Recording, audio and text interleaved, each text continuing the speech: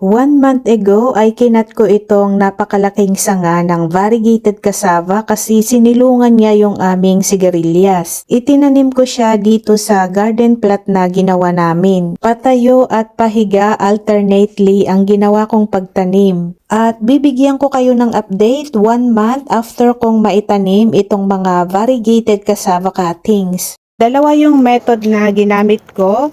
Itong normal na patayo at saka itong pahiga.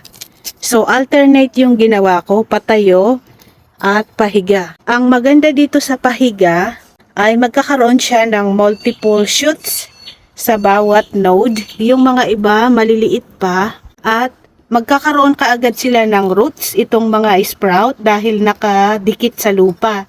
Once na establish yung roots ay pwede kong i-pull out at ilipat sa pot or sa ibang part ng aking garden. So talagang magkakadikit yung pagtanim ko dahil temporary lang naman sila dito. Meron akong iiwan na magiging hedge dito sa garden na ito. Pero yung mga iba ay itatransplant ko para pangbenta. Ito rin ay experiment ko kung kaya ba niyang mabuhay hanggang winter dahil next month ay umpisa na ng winter. Tinanim ko ito April 10 at ngayon naman ay May 10. Last year ay nag-propagate din naman ako ng stem cuttings nito. Same month din, malapit ng mag-winter. Pero ginamit ko yung ICU technique, yung merong talukbong na plastic at doon ko sila tinanim sa pot.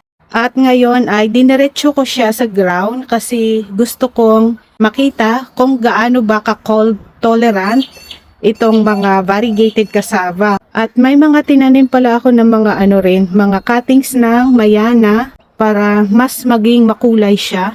At tinaniman ko rin ng sugars na peas para ma-maximize natin itong garden plot na pinagtaniman ko dito. I-update ko muli kayo sa mga susunod na araw kung tuloy-tuloy ba na mabubuhay itong variegated cassava during winter time.